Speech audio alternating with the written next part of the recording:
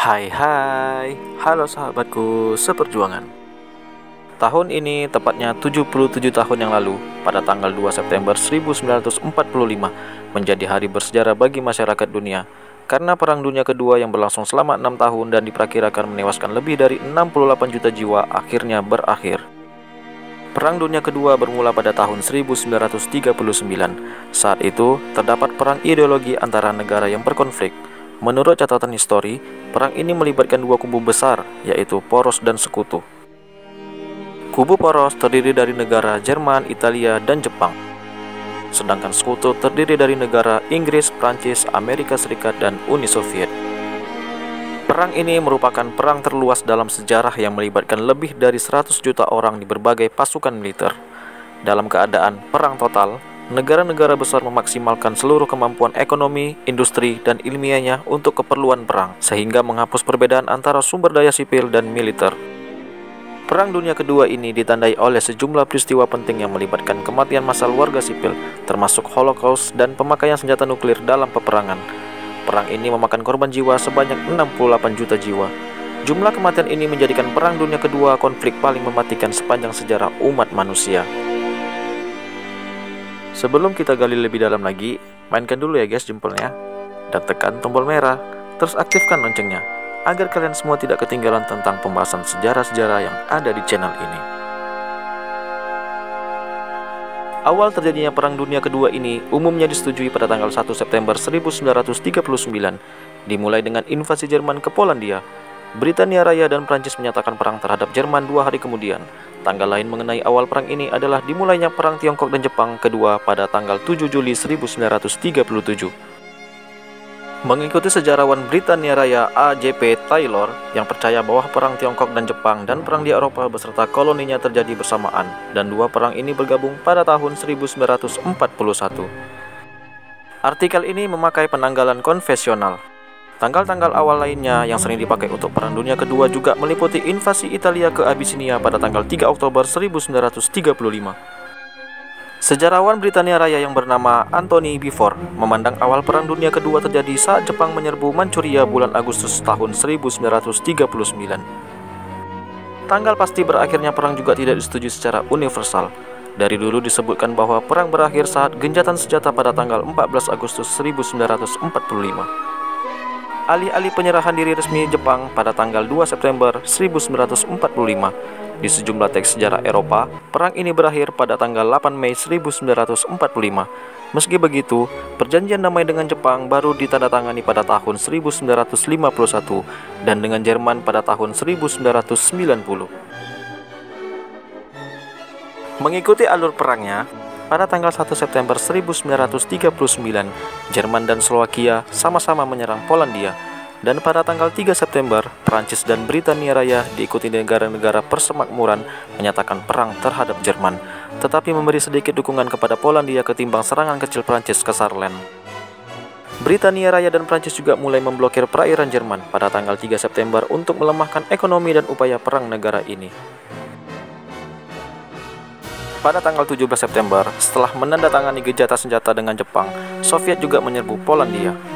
Wilayah Polandia terbagi antara Jerman dan Uni Soviet, dengan Lithuania dan Slovakia mendapat bagian kecil. Polandia tidak menyerah, mereka mendirikan negara bawah tanah Polandia dan pasukan dalam negeri bawah tanah, dan terus berperang bersama sekutu di semua front di luar Polandia. Sekitar 100.000 personil militer Polandia diungsikan ke Rumania dan negara-negara Baltik. Sebagian besar tentara tersebut kemudian berperang melawan Jerman di teater perang yang lain. Pemecah kode Enigma Polandia juga diungsikan ke Prancis. Pada saat itu pula, Jepang melancarkan serangan pertamanya ke Changsha, sebuah kota Tiongkok yang strategis, tetapi digagalkan pada akhir September. Setelah invasi Polandia dan perjanjian Jerman-Soviet atas Lithuania, Uni Soviet memaksa negara-negara Baltik mengizinkan mereka menempatkan tentara Soviet di negara mereka atas alasan bantuan bersama. Tetapi Finlandia menolak permintaan wilayah dan diserang oleh Uni Soviet pada bulan November 1939. Konflik yang kemudian pecah berakhir pada bulan Maret tahun 1940 dengan konsensi oleh Finlandia. Prancis dan Britania Raya menyebut serangan Soviet ke Finlandia sebagai alasan memasuki kancah perang di pihak Jerman. menanggapi invasi Soviet dengan mendukung dikeluarkannya Uni Soviet dari Liga Bangsa-Bangsa. Di Eropa Barat, tentara Britania Raya dikerahkan ke benua ini. Namun, pada fase yang dijuluki Perang Punai oleh Britania Raya dan Sisskrieg atau Perang Duduk oleh Jerman, tak satupun pihak yang melancarkan operasi besar-besaran terhadap satu sama lain sampai April tahun 1940. Uni Soviet dan Jerman membuat fakta dagang pada bulan Februari tahun 1940, yang berarti Soviet menerima bantuan militer dan industri dengan imbalan menyediakan bahan mentah untuk Jerman agar bisa mengakali pemblokiran oleh sekutu. Pada bulan April tahun 1940, Jerman menginvasi Denmark dan Norwegia untuk mengamankan pengiriman biji besi dari Swedia yang hendak dihadang oleh sekutu. Denmark pun langsung menyerah dan meski dibantu sekutu, Norwegia berhasil dikuasai dalam waktu 2 bulan. Pada bulan Mei-nya, Britania Raya menyerbu Islandia untuk mencegah kemungkinan invasi Jerman ke pulau itu. Ketidakpuasan Britania Raya atas kampanye Norwegia mendorong penggantian Perdana Menteri Neville Chamberlain dengan Winston Churchill pada tanggal 10 Mei tahun 1940. Serbuan poros. Pada tanggal 10 Mei tahun 1940, Jerman mulai menyerbu Perancis, Belgia, Belanda, dan Luxembourg. Belanda dan Belgia pun kewalahan menghadapi taktik Blitzkrieg dalam beberapa hari dan minggu. Jalur Maginot yang dipertahankan Prancis dan pasukan sekutu di Belgia diakali dengan bergerak secara mengapit melintasi hutan lebat Ardennes, yang disalahartikan oleh perencana perang Prancis sebagai penghalang alami bagi kendaraan lapis baja. Tentara Britania Raya terpaksa keluar dari Eropa melalui Dunkirk, meninggalkan semua peralatan beratnya pada awal Juni. Tanggal 10 Juni, Italia mulai menyerbu Prancis, menyatakan perang terhadap Prancis dan Britania Raya. 12 hari kemudian, Prancis menyerah dan langsung dibelah menjadi zona pendudukan Jerman dan Italia. Dan sebuah negara sisa yang tak diduduki di bawah rezim Vichy, pada tanggal 3 Juli, Britania Raya menyerang armada Prancis di Aljazair untuk mencegah perebutan oleh Jerman. Pada bulan Juni, pada hari-hari terakhir pertempuran Prancis, Uni Soviet memaksa aneksasi Estonia, Latvia, dan Lituania, lalu menganeksasi wilayah Bessarabia yang dipertentangkan Rumania. Sementara itu, kesesuaian politik dan kerjasama ekonomi Nazi Soviet perlahan buntu dan kedua negara mulai bersiap untuk perang. Dengan Prancis dinetralkan, Jerman memulai kampanye superioritas udara dan Britania Raya untuk mempersiapkan sebuah invasi.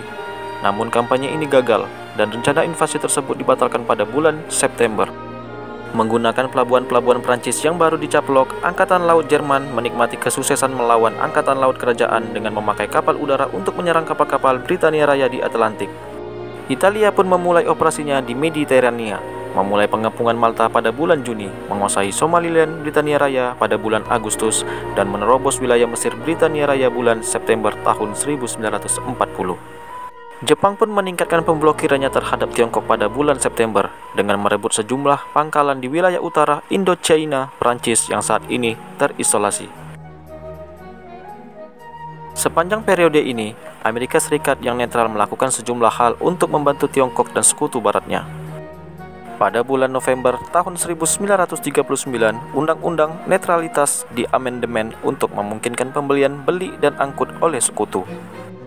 Pada tahun 1940, setelah pencaplokan Paris oleh Jerman, ukuran Angkatan Laut Amerika Serikat meningkat pesat, dan setelah serbuan Jepang ke Indochina, Amerika Serikat memberlakukan embargo besi, baja, dan barang-barang mekanik terhadap Jepang.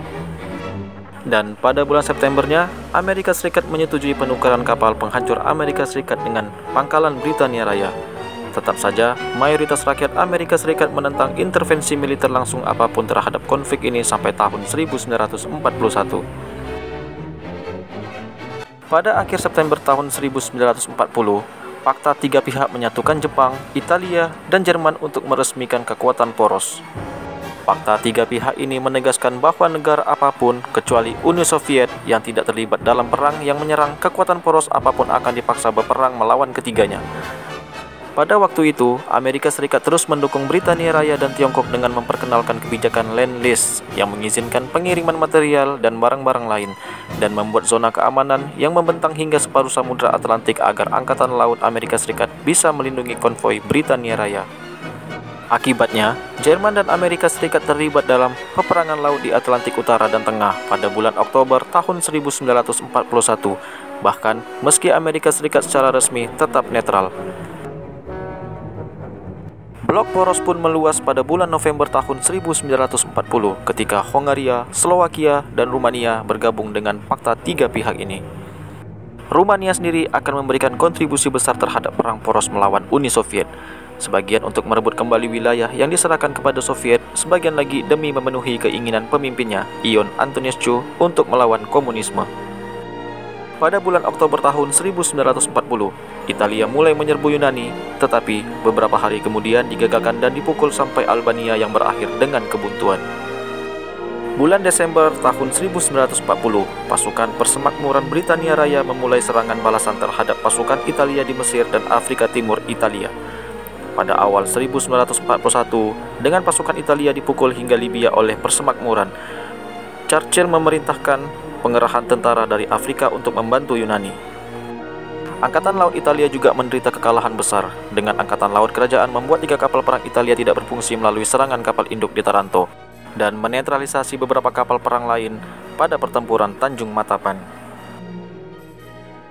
Jerman pun akhirnya segera turun tangan untuk membantu Italia. Hitler mengirimkan pasukan Jerman ke Libya pada bulan Februari, dan pada akhir Maret mereka melancarkan serangan terhadap pasukan Persemakmuran yang semakin sedikit. Hanya dalam kurun sebulan, pasukan Persemakmuran dipukul mundur ke Mesir dengan pengecualian pelabuhan Tobruk yang dikepung. Persemakmuran pun berupaya mengusir pasukan poros pada bulan Mei dan pada bulan Juni, tetapi keduanya gagal. Pada awal April, setelah penandatanganan fakta tiga pihak oleh Bulgaria, Jerman pun turun tangan di Balkan dengan menyerbu Yunani dan Yugoslavia setelah terjadi kudeta. Di sini, mereka membuat kemajuan besar sehingga memaksa sekutu pindah setelah Jerman menguasai Pulau Kreta, Yunani pada bulan akhir Mei. Sekutu sempat beberapa kali berhasil pada saat itu. Di Timur Tengah, pasukan Persemakmuran pertama menggagalkan kudeta di Irak yang dibantu pesawat Jerman dari pangkalan-pangkalan di Suriah, Fiji. Kemudian, dengan bantuan Prancis merdeka, menyerbu Suriah dan Lebanon untuk mencegah peristiwa seperti itu lagi. Di Atlantik, Britania Raya berhasil menaikkan moral publik dengan menenggelamkan kapal perang Jerman Bismarck. Mungkin yang terpenting adalah pada pertempuran Britania Raya, Angkatan Udara Kerajaan berhasil bertahan dari serangan Luftwaffe dan kampanye pengeboman Jerman yang berakhir pada bulan Mei 1941. Di Asia, meski sejumlah serangan dari kedua pihak, perang antara Tiongkok dan Jepang mengalami kebuntuan pada tahun 1940. Demi meningkatkan tekanan terhadap Tiongkok dengan memblokir rute-rute supply dan untuk memosisikan pasukan Jepang dengan tepat andai pecah perang dengan negara-negara barat, Jepang merebut kendali militer di Indochina Selatan pada Agustus tahun 1940. Kaum komunis Tiongkok melancarkan serangan di Tiongkok Tengah. Sebagai balasan, Jepang menerapkan kebijakan keras atau kebijakan serba tiga di daerah-daerah pendudukan untuk mengurangi sumber daya manusia dan bahan mentah untuk pasukan komunis. Antipati yang terus berlanjut antara pasukan komunis dan nasionalis Tiongkok memuncak pada pertempuran bersenjata pada bulan Januari tahun 1941, secara efektif mengakhiri kerjasama mereka. Dengan stabilnya situasi di Eropa dan Asia, Jerman, Jepang, dan Uni Soviet mempersiapkan diri. Dengan kekhawatiran Soviet terhadap meningkatnya ketegangan dengan Jerman dan rencana Jepang untuk memanfaatkan perang Eropa dengan merebut jajahan Eropa yang kaya sumber daya alam di Asia Tenggara, kedua kekuatan ini menandatangani Fakta Netralis Soviet Jepang pada bulan April tahun 1941. Dan kebalikannya, Jerman bersiap-siap menyerang Uni Soviet dengan menempatkan pasukan dalam jumlah besar di perbatasan Soviet. Perang Global pada tahun 1941. Pada tanggal 22 Juni tahun 1941, Jerman bersama anggota poros Eropa lainnya dan Finlandia menyerbu Uni Soviet dalam operasi Barbarossa. Target utama serangan kejutan ini adalah kawasan Baltik, Moskwa, dan Ukraina dengan tujuan utama mengakhiri kampanye pada tahun 1941 dekat jalur Astrakhan yang menghubungkan Laut Kaspia dan Laut Putih. Tujuan Hitler adalah menghancurkan Uni Soviet sebagai sebuah kekuatan militer, menghapus komunisme, menciptakan Lebensraum atau ruang hidup, dengan memiskinkan penduduk asli dan menjamin akses ke sumber daya strategis yang diperlukan untuk mengalahkan musuh-musuh Jerman yang tersisa. Meski Angkatan Darat Merah mempersiapkan serangan balasan strategis sebelum perang, Barbarossa memaksa komando tertinggi Soviet mengadopsi pertahanan strategis. Sepanjang musim panas, poros berhasil menerobos jauh ke dalam wilayah Soviet, mengakibatkan kerugian besar dalam hal personil dan material pada pertengahan Agustus. Komando Tinggi Angkatan Darat Jerman memutuskan menunda serangan oleh Army Group Center yang kecil dan mengalihkan Satuan Panzer kedua untuk membantu tentara yang maju melintasi Ukraina Tengah dan Leningrad. Serangan Kiev sukses besar dan berakhir dengan pengepungan dan penghancuran 4 unit pasukan Soviet, serta memungkinkan pergerakan lebih lanjut di Crimea dan Ukraina Timur yang industrinya maju atau pertempuran Kharkov pertama. Sayangnya, pembagian kekuatan ini membuat momentum serangan ke Moskow hilang, dan Soviet pun memiliki waktu untuk memperkuat diri. Pengalihan 3/4 pasukan poros dan sebagian besar angkatan udaranya dari Prancis dan Mediterania Tengah ke front timur membuat Britania Raya mempertimbangkan kembali strategi besarnya. Pada bulan Juli, Britania Raya dan Uni Soviet membentuk aliansi militer melawan Jerman. Britania Raya dan Soviet menyerbu Iran untuk melindungi koridor Persia dan ladang minyak Iran. Bulan Agustus, Britania Raya dan Amerika Serikat bersama-sama meresmikan Piagam Atlantik. Pada bulan Oktober, ketika tujuan operasional poros di Ukraina dan Baltik tercapai dengan pengepungan Leningrad dan Sevastopol yang masih berlanjut, sebuah serangan besar ke Moskwa dilancarkan kembali. Setelah 2 bulan bertempur sengit, pasukan Jerman hampir mencapai pinggiran terluar Moskwa. Tempat tentara-tentaranya yang lelah terpaksa menunda serangan mereka.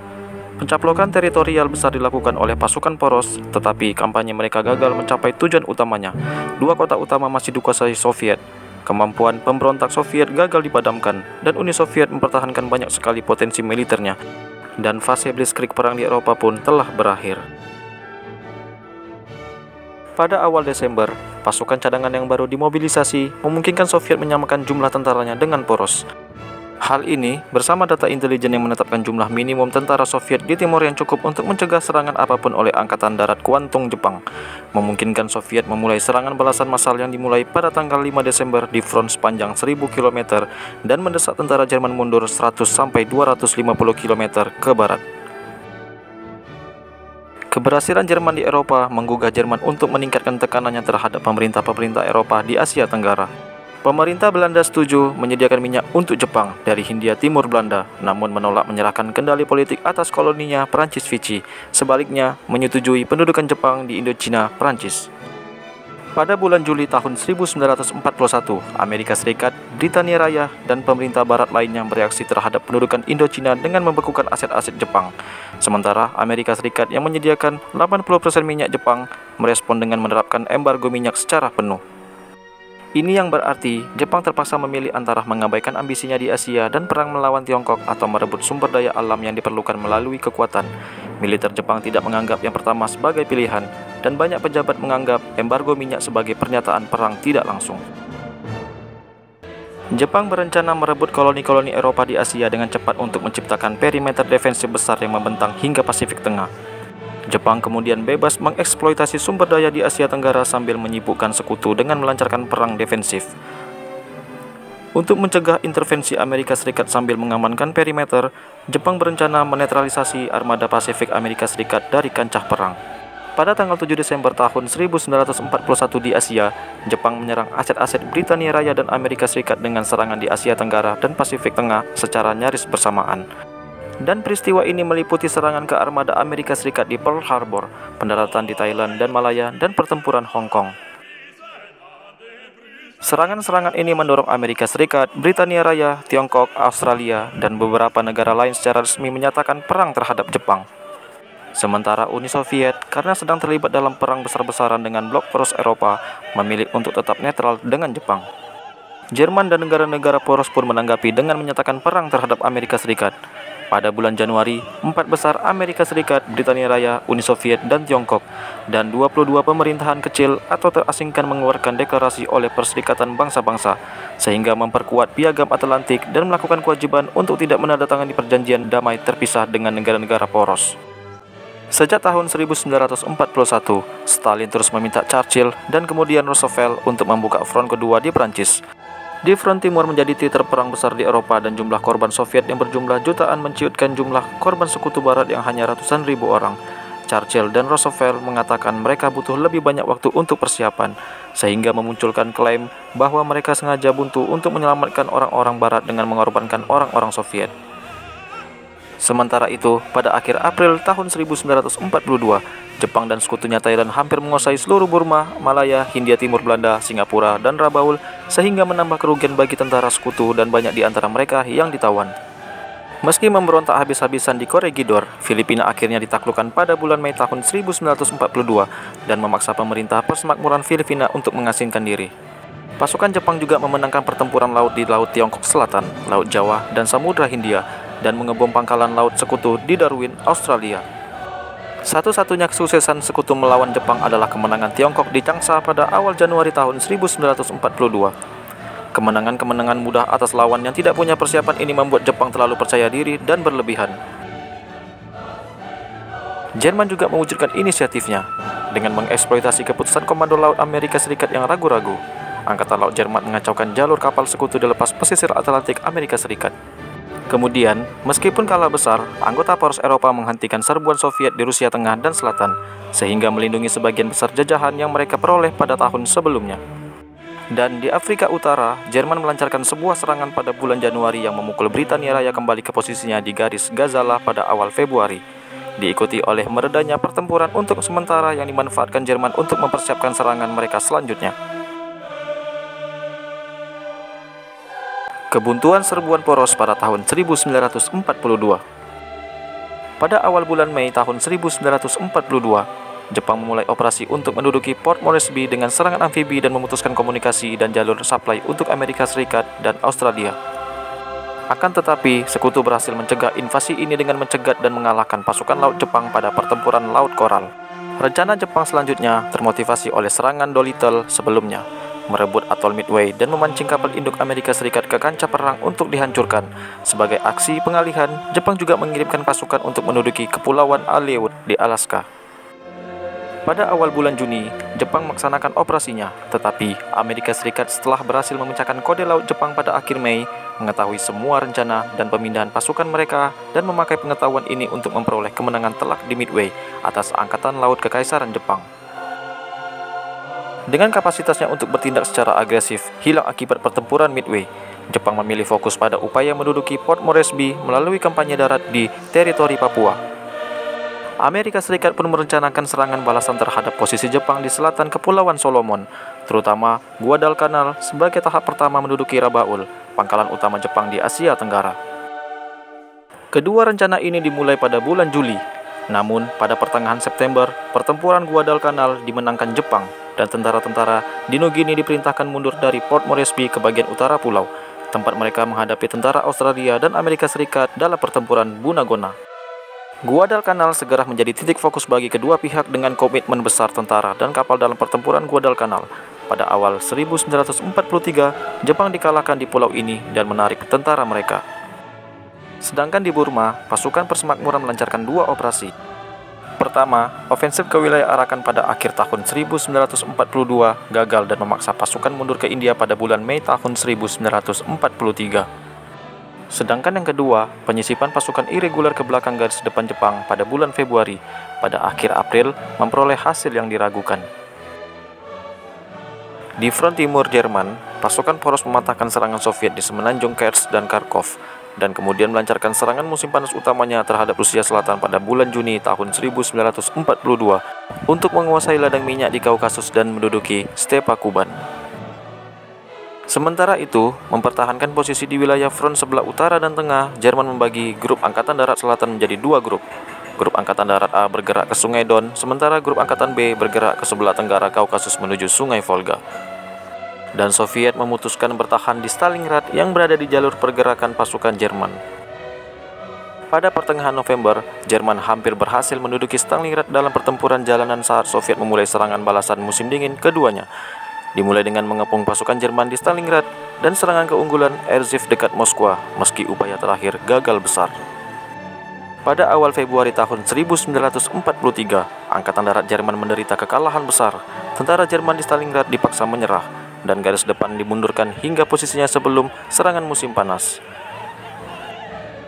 Februari, setelah desakan Soviet meruncing, Jerman melancarkan serangan lain ke Kharkov dan membentuk unggulan baru di garis depan mereka di sekitar kota Kursk, Rusia. Pada bulan November tahun 1941, pasukan persemakmuran mengadakan serangan balasan Operasi Crusader di Afrika Utara dan mengklaim kembali semua wilayah yang direbut Jerman dan Italia. Sedangkan di barat, kekhawatiran bahwa Jepang mungkin memakai pangkalan di Madagaskar, Fiji, mendorong Britania Raya menyerbu pulau ini pada awal Mei tahun 1942.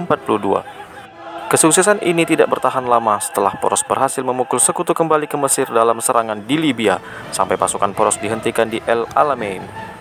Sedangkan di Eropa, serangan komando sekutu terhadap target-target strategis berakhir dengan serangan di Ypres yang menghancurkan, menunjukkan ketidakmampuan sekutu barat untuk melancarkan invasi ke daratan Eropa tanpa persiapan, perlengkapan, dan keamanan operasional yang lebih baik. Pada bulan Agustus tahun 1942, sekutu sukses mematahkan serangan kedua terhadap El Alamein dan dengan banyak korban berupaya mengirimkan suplai ke Malta yang saat itu sedang dikepung.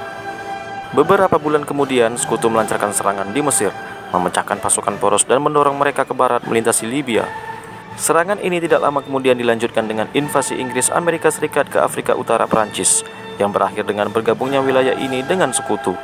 Hitler pun menanggapi pendudukan koloni Prancis ini dengan memerintahkan pendudukan Prancis Vichy.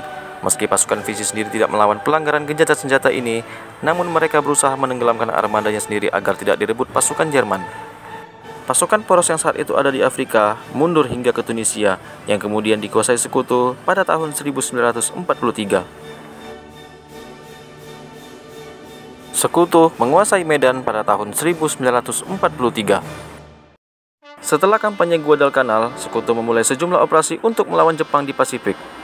Pada bulan Mei tahun 1943, pasukan sekutu dikirim untuk mengusir pasukan Jepang dari Kepulauan Aleut dan segera memulai operasi besar untuk mengisolasi Rabaul dengan menduduki pulau-pulau sekitarnya dan menembus perimeter Pasifik tengah Jepang di Kepulauan Gilbert dan Marshall. Pada akhir Maret tahun 1944, sekutu menyelesaikan kedua misi ini dan selain itu menetralisasi pangkalan Jepang di Truk di Kepulauan Caroline. Dan pada bulan April, sekutu melancarkan operasi mencaplok kembali Nugini Barat. Di Uni Soviet, baik Jerman dan Soviet menghabiskan musim semi dan awal musim panas tahun 1943 dengan bersiap-siap untuk serangan besar di Rusia Tengah. Dan pada tanggal 4 Juli tahun 1943, Jerman menyerang pasukan Soviet di sekitar Kursk-Bulge. Dalam satu minggu, pasukan Jerman telah menghadapi pertahanan Soviet yang sangat teratur. Dan untuk pertama kalinya dalam perang ini, Hitler membatalkan sebuah operasi sebelum memperoleh kesuksesan taktis dalam operasional.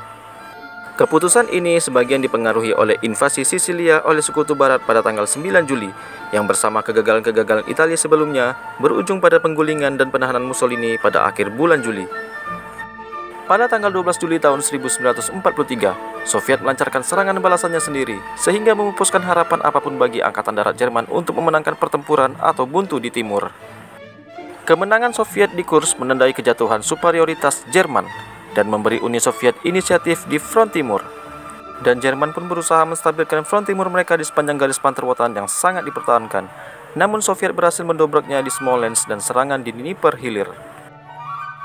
Pada awal September tahun 1943, Sekutu Barat menyerbu daratan Italia, diikuti gencatan senjata Italia dengan Sekutu. Jerman pun menanggapinya dengan melumpuhkan pasukan Italia, mengambil alih kendali militer di wilayah Italia, dan membuat serangkaian garis pertahanan. Pasukan khusus Jerman kemudian menyelamatkan Mussolini, yang kemudian mendirikan negara klien baru di Italia yang bernama Republik Sosial Italia. Dan Sekutu Barat berperang melintasi beberapa garis hingga garis pertahanan utama Jerman pada pertengahan November. Operasi Jerman di Atlantik juga terganggu pada Mei tahun 1943. Dengan efektifnya serangan balasan Sekutu, kerugian kapal selam Jerman yang besar memaksa kampanye Laut Atlantik Jerman ditunda.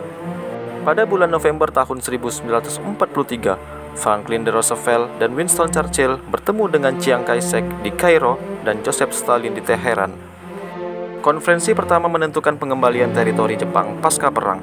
Sementara yang terakhir menghasilkan perjanjian bahwa Sekutu Barat akan menyerbu Eropa pada tahun 1944 dan Uni Soviet akan menyatakan perang terhadap Jepang dalam 3 bulan setelah kekalahan Jerman. Sejak November tahun 1943, selama 7 minggu di pertempuran Changde, Tiongkok memaksa Jepang memasuki perang atrisi yang merugikan sambil menunggu bantuan Sekutu. Dan pada bulan Januari tahun 1944, Sekutu melancarkan serangkaian serangan di Italia terhadap garis di Monte Cassino dan berupaya menembusnya dengan mendarat di Anzio. Pada akhir Januari, serangan besar Soviet mengusir pasukan Jerman dari wilayah Leningrad dan mengakhiri pengepungan paling mematikan dan terlama sepanjang sejarah. Serangan Soviet selanjutnya terhalang di perbatasan Estonia sebelum perang oleh grup Angkatan Darat Utara Jerman yang dibantu penduduk Estonia yang berharap menetapkan kembali kemerdekaan nasional mereka. Penundaan ini memperlambat operasi Soviet selanjutnya di kawasan Laut Baltik. Pada akhir Mei tahun 1944, Soviet berhasil membebaskan Crimea, mengusir pasukan poros besar-besaran dari Ukraina, dan melakukan terobosan ke teritori Rumania yang dipukul balik oleh pasukan poros. Serangan sekutu di Italia berhasil dan dengan mengizinkan sejumlah divisi Jerman mundur, pada tanggal 4 Juni, Roma pun ditaklukkan. Sekutu mengalami berbagai keberhasilan di daratan Asia. Pada bulan Maret tahun 1944, Jepang melancarkan invasi pertama dari dua rencananya, operasi melawan posisi Britania Raya di Assam, India, dan kemudian mengepung posisi persemakmuran di Impal dan Kohima. Pada bulan Mei tahun 1944, pasukan Britania Raya melakukan serangan balasan yang mendorong tentara Jepang kembali ke Burma, dan pasukan Tiongkok yang menyerbu Burma Utara pada akhir tahun 1943 mengepung tentara Jepang di Myitkyina. Invasi Jepang kedua berupaya menghancurkan pasukan tempur utama Tiongkok, melindungi jalur kereta api di antara teritori dudukan Jepang, dan menduduki lapangan udara sekutu. Dan pada bulan Juni, Jepang telah menguasai provinsi Henan dan memulai serangan baru terhadap Changsha di provinsi Hunan. Sekutu mendekat pada tahun 1944. Pada tanggal 6 Juni tahun 1944, atau yang dikenal sebagai D-Day, setelah 3 tahun ditekan Soviet, Sekutu Barat menyerbu Prancis Utara. Setelah menyusun kembali beberapa divisi sekutu dari Italia, mereka pun juga menyerang Prancis Selatan. Semua pendaratan ini berhasil dan berakhir dengan kekalahan Uni Angkatan Darat Jerman di Prancis. Paris dibebaskan oleh pemberontak lokal yang dibantu pasukan Prancis Merdeka pada tanggal 25 Agustus. Dan Sekutu Barat terus memukul pasukan Jerman di Eropa Timur sepanjang paruh akhir tahun. Sebuah upaya bergerak maju melintasi Jerman Utara yang diawali dengan operasi udara besar-besaran di Belanda pun tidak berhasil. Setelah itu, Sekutu Barat pelan-pelan masuk wilayah Jerman, namun gagal menyeberangi Sungai Ruhr dalam serangan besar. Di Italia, serbuan Sekutu juga terhambat saat mereka melintasi garis pertahanan besar Jerman terakhir. Pada tanggal 22 Juni, Soviet mengadakan serangan strategis di Belarus atau Operasi Bagration yang berakhir dengan nyaris kehancuran total pusat grup Angkatan Darat Jerman. Tidak lama selepas itu, serangan strategis Soviet lainnya mengusir tentara Jerman dari Ukraina Barat dan Polandia Timur. Pergerakan Soviet sukses memaksa pasukan pemberontak di Polandia memulai sejumlah pemberontakan, meski yang terbesar di Warsawa, serta pemberontakan Slovakia di selatan, tidak dibantu Soviet dan dipadamkan oleh pasukan Jerman. Serangan strategis pasukan merah di Rumania Timur memecah belah dan menghancurkan pasukan Jerman, sekaligus berhasil menggulingkan pemerintahan di Rumania dan Bulgaria, diikuti dengan memihaknya negara-negara tersebut ke Sekutu. Pada bulan September tahun 1944, tentara Angkatan Darat Merah Soviet melaju hingga Yugoslavia dan memaksa penarikan cepat grup Angkatan Darat Jerman E dan F di Yunani, Albania, dan Yugoslavia untuk menyelamatkan mereka dari kehancuran.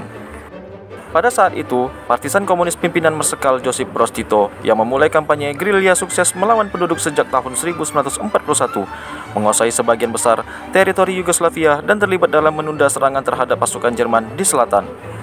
Dan di Serbia Utara, pasukan merah dengan bantuan terbatas dari pasukan Bulgaria membantu partisan dalam pembebasan bersama ibu kota Belgrade pada tanggal 20 Oktober.